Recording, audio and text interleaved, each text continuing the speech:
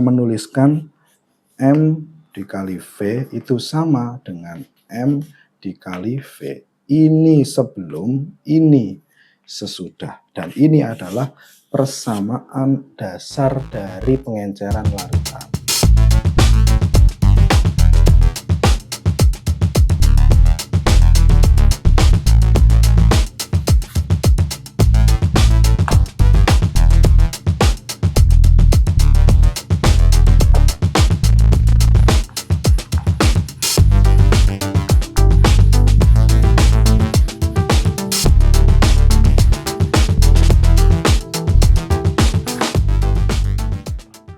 Halo teman-teman semua, selamat datang kembali di Belajar.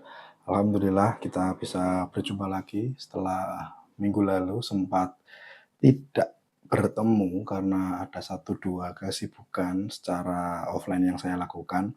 Alhamdulillah kita hari ini bisa berjumpa lagi untuk melanjutkan berbicara buku kimia dasar. Lebih tepatnya ini adalah kelanjutan langsung dari yang minggu lalu, yakni tentang konsentrasi larutan ya. Jadi hari ini kita akan berbicara tentang pengenceran. Tapi mari kita mulai belajar pada malam hari ini dengan berkirim Fatihah. Yang pertama kita kirimkan Fatihah kepada kedua orang tua kita, yang kedua kepada guru-guru kita, dan yang ketiga kepada mu'alif kitab kimia dasar Bapak Raymond Chang. Semoga apa yang kita lakukan mendapatkan berkah dari Gusti Allah. Kepada semua yang telah disebutkan, Al-Fatihah.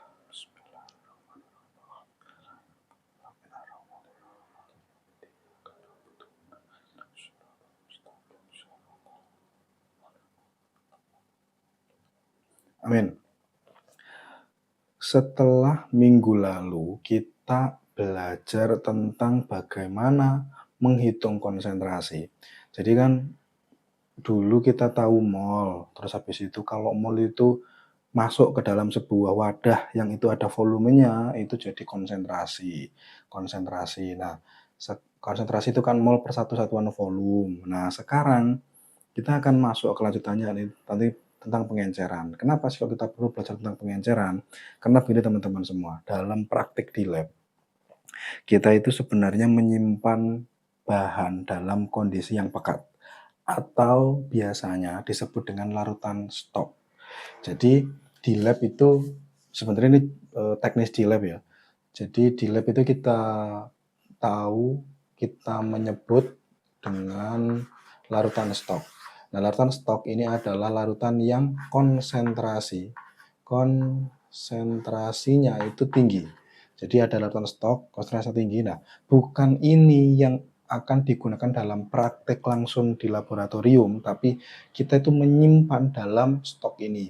Kalau kita mau pakai, kita perlu mengolah ini dulu, ngambil ini dulu, gitu. Jadi, kenapa sih kok begitu? Biar nyimpennya nggak banyak sebenarnya. Taruhlah contoh kita itu bekerja dengan berbagai macam konsentrasi. Misalnya kita menggunakan HCl, ada 1M, ada 2M, ada 3M, ada 4M, ada 5M. Dari 5 konsentrasi itu, kalau kita punya semua bareng-bareng, itu kita akhirnya punya banyak banget dan itu menghabiskan banyak tempat penyimpanan di laboratorium. Sehingga kita itu membuat satu stok yang bisa mengakomodir semuanya. Misalnya 10 molar. Nah, 10 molar, nah itu nanti kalau kita mau pakai satu, nah itu yang dimaksud dengan pengenceran. Jadi dari 10 molar nanti kita bisa ubah jadi 1, dari 10 molar kita bisa ubah jadi 2, dari 10 molar kita bisa ubah jadi 3, 4, dan 5. Itu yang dimaksud dengan pengenceran. Sehingga makna dari pengenceran adalah prosedur penyiapan larutan kerja yang konsentrasinya itu encer atau dari larutan yang pekat diubah menjadi yang lebih tidak pekat. Seperti itu. Nah, pertanyaannya adalah bagaimana cara membuatnya? Nah, kita akan belajar tentang itu. Jadi, pengantar ini semoga bisa memberikan gambaran kenapa kita itu memerlukan informasi tentang cara mengencerkan larutan. Oke, jadi kita di sini ada contoh, misalnya kita punya stok ini. Jadi stoknya adalah KMM KMNO4 1 molar. Ini adalah stoknya. Nah, kita itu mau bekerja dengan KMNO4 yang konsentrasinya adalah 0,4 molar dan kita butuhnya itu sebanyak 1 liter. Oke. Jadi ini stoknya nih, KMNO4 1 molar. Nah, kita mau bekerja dengan KMNO4 yang konsentrasinya itu lebih encer dari 1 molar, yakni 0,4 molar. Nah, kita kerjanya itu membutuhkan sebanyak 1 liter.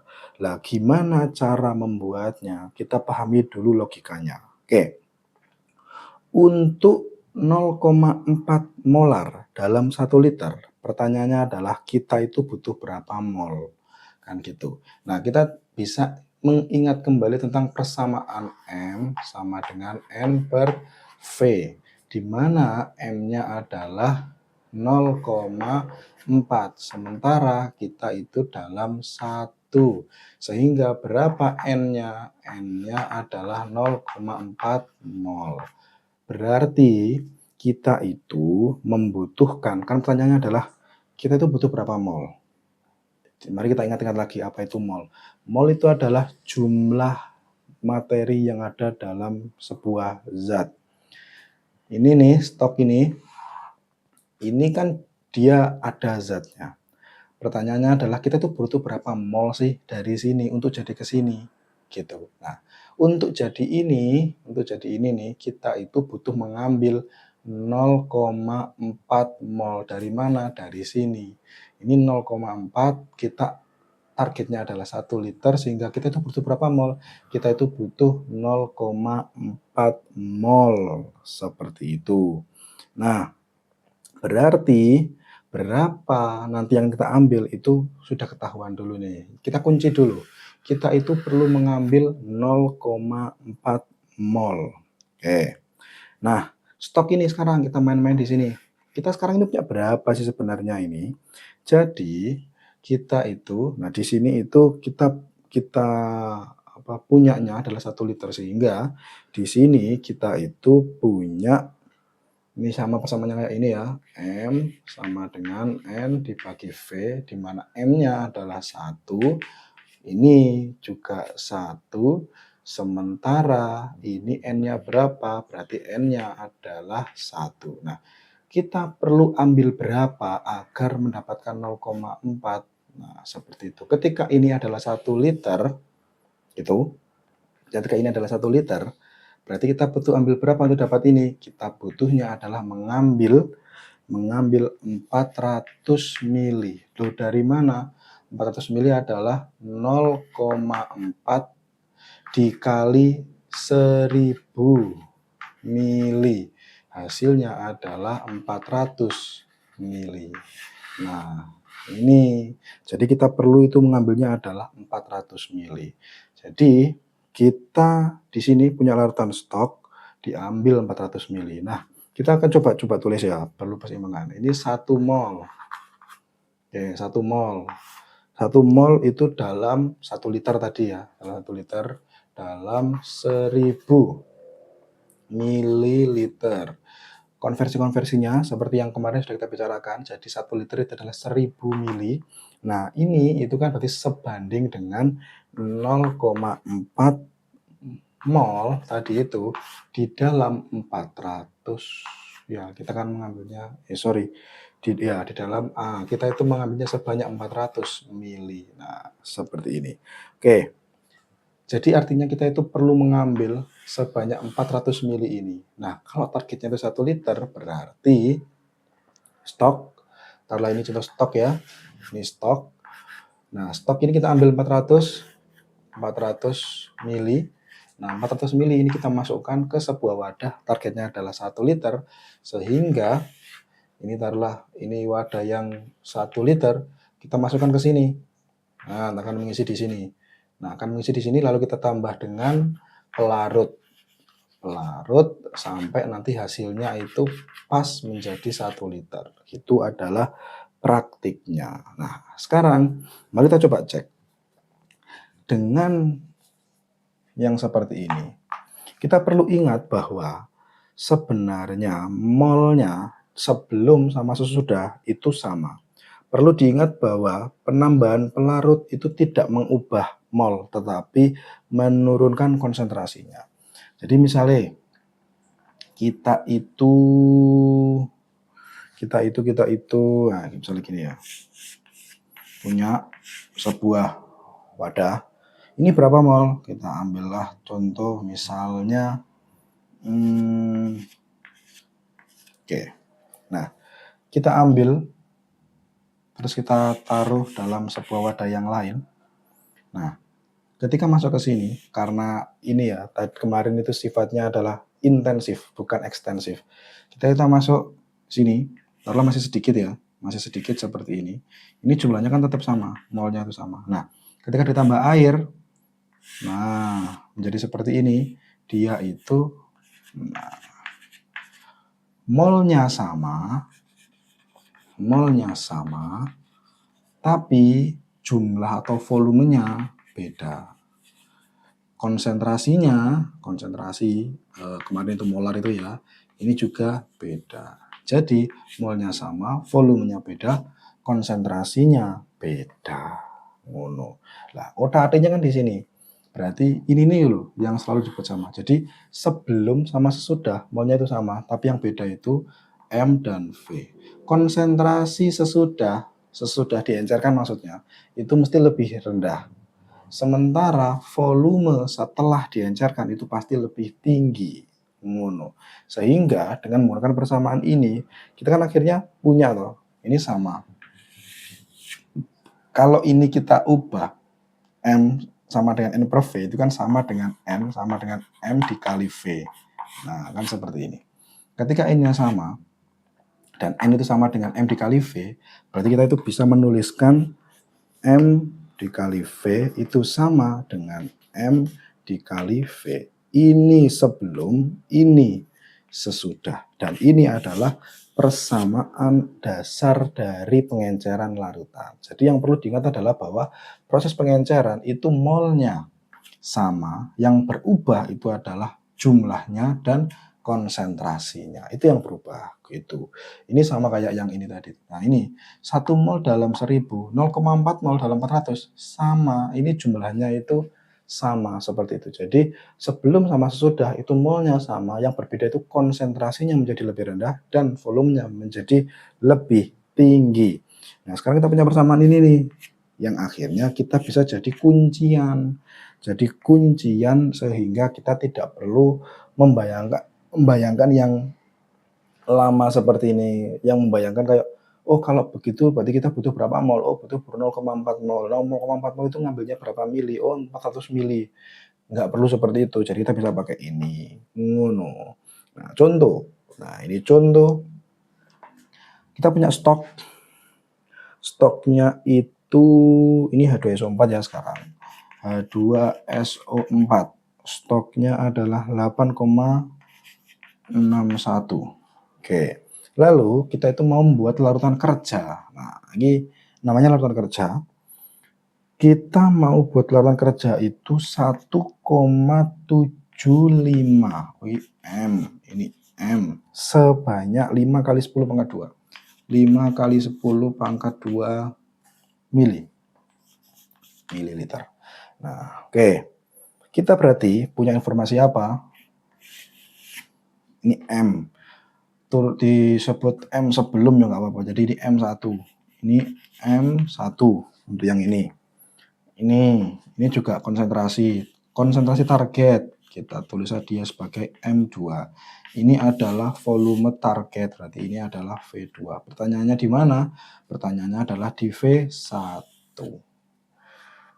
Sebenarnya ini itu pengen mengatakan bahwa ini sama ini, itu kan kita kan tahu molnya ya. Kita tahu M, kita tahu V, berarti kita akan tahu N. Kan seperti itu. Kita itu tahu target molnya. You know. Jadi ini tuh target 1,57 molar sebanyak 5 kali 10 pangkat 2 mili. Kita itu tahu berapa molnya. Sehingga untuk mencapai mol itu kita itu perlu mengambil berapa mili dari stok itu yang dimaksud ini tadi. Ngono. Jadi kita masukkan saja ke persamaan ini. Ini 801 dikali V1 M2-nya adalah 1,75 dikali 5 kali 10 pangkat 2. V1 sama dengan 1,75 dikali 5 kali 10 pangkat 2 dibagi 8,01. V1 sama dengan berapa ini? 102 mili. Oh, no. Jadi untuk mendapatkan mol yang sama, kita itu perlu mengambil 102 mili H2SO4 yang berkonsentrasi 8,01. Nah, kalau ini itu targetnya adalah 5 kali 10 pangkat 2, berarti nanti kita tinggal cari 5 kali 10 pangkat 2, 5 kali 10 pangkat 2 itu berapa? 500 mili. Berarti langkah, ini sama kayak yang minggu lalu ya. Langkah pertama dalam proses pengenceran di laboratorium adalah ngitung dulu. Sekali lagi bahwa saya lebih prefer kita ngitung dulu sebelum geruduk-geruduk cari alatnya. Setelah tahu seperti ini, oke, kita itu nanti perlu mengambil 102 mili. Lalu habis itu kita itu targetnya adalah 500. Berarti apa yang diambil? Nomor 1, tentu H2SO4 stoknya. Karena H2SO4 itu, nah ini perlu ngecek di material safety data sheet. Karena H2SO4 terlebih konsentrasinya itu tinggi, berarti pengerjaannya harus di lemari asam. Masuk ke lemari asam, habis itu untuk mengambil ini 102 mili kita pakai apa? Pakai pipet. Pakai pipet berapa? 100 mili itu ada pipetnya, 2 sendiri itu ada pipetnya. Kalau mau langsung 102 bisa, tapi mungkin perlu 2 kali. Atau mau diecer gitu. Jadi 50 pakai pipet yang 50 atau pakai pipet 25. Nanti 4 plus 2. Jadi 25, 25, 25, 25 plus 2 itu bisa. Seperti itu. Jadi itu nanti berhubungan dengan apa sih? Berhubungan dengan presisi. Dengan presisi dan akurasi. Jadi apa aja yang dimiliki lah. Oh misalnya, oh ya saya mau pakai 50, 50 sama 10. Oke, nggak apa-apa. Jadi untuk 102 saya mau ambil 50 mili pipet. Oh kayak pipet 50 mili ya. 25 kayak paling besar itu. Sependek yang saya tahu. Jadi oke, anggaplah nggak ada pipet 50 mili. Pipet 25 mili. Ambil pipet 25 mili. Itu untuk 100-nya. Duanya ambil dari mana? Pipet yang 5 atau yang 10. Berarti kita ambil satu yang 25 mili, satu yang 10. Lalu habis itu kita butuh bola penyedot atau bola hisap. Oke. Targetnya kita mau di 500 mili. Berarti kita juga sediakan labu 500 mili. Lalu sediakan juga air. Lalu gelas pengaduk untuk nanti membersihkan. Pertama-tama H2SO4 ambil das. Jangan lupa pakai APD yang lengkap karena ini pekat di lemari asam. Glove, kacamata pelindung, sarung tangan, sepatu jangan lupa. Habis itu tertutup, tidak hanya sepatu sebenarnya, sepatu dan tertutup. Habis itu buka, ambil, karena tadi kita itu ambilnya pakai 25 mili, ambil 25 mili, sedot, masukkan ke labu 500. Set. Ambil lagi sampai 4 kali, ketemu 100, ganti ke pipet yang tadi kita ambil 10 mili. 10 mili, ambil 2, masukkan ke labu. Oke, kita akhirnya sudah dapat 102 mili dalam labu 500. Kita semprot si labu itu dengan botol semprot. Lebih baik kita bilas untuk mengantisipasi tidak ada tetesan di dinding. Jadi kita bilas biar semuanya turun sampai menuju ke tanda batas. Habis itu kita teteskan airnya per tetes. Jadi tidak terus disemprot pakai botol semprot enggak, tapi akhirnya itu ditetes-tetes. Oke, berarti kita juga perlu ngambil pipet tetes untuk tetes-tetes sampai tanda batas sudah. Kalau ada yang basah dikeringkan pakai spatula tadi itu sama tisu. Kalau sudah digocok-gocok dan jadilah H2SO4 1,75 molar dengan volume 5 kali 10 pangkat 2 mililiter. dan itu adalah pengenceran. Teman-teman bisa berlatih untuk menghitung sendiri. Jadi pengenceran itu persamaannya adalah ini. Nah, jadi kalau ditanya, "Loh kok persamaan pengenceran itu ini?" Karena basis pengenceran adalah kita itu membuat sebuah larutan yang konsentrasinya berbeda, volumenya berbeda, tapi mol sebelum sama sesudahnya itu sama. Kok bisa sama? Karena mol, karena jumlah itu, gitu. Jadi nanti harus sama sebelum sama sesudah, gitu. Jadi persamaannya adalah M1 V1 M2 V2 gitu. Sudah teman-teman semua, itu adalah, pengenceran larutan. Sepertinya minggu depan itu kita akan masuk ke subbab baru. Saya lupa ya, nggak ngecek minggu depan itu kita akan berbicara tentang subbab apa ya, tapi kayaknya sih ini, konsentrasi itu ujungnya adalah pengenceran sehingga besok itu kita masuk ke subbab baru. Dan ini se yang saya amati ya, bab ini tuh juga sudah mau habis. Jadi bab 4 mau habis, kita mau bergeser ke bab 5 juga. Oke, sudah cukup teman-teman semua. Itu saja dulu, tetap dengan prinsip dikit-dikit aja yang penting istiqomah, tetap belajar meskipun sebentar. Kita coba lagi minggu depan. Saya akhiri, assalamualaikum warahmatullahi wabarakatuh.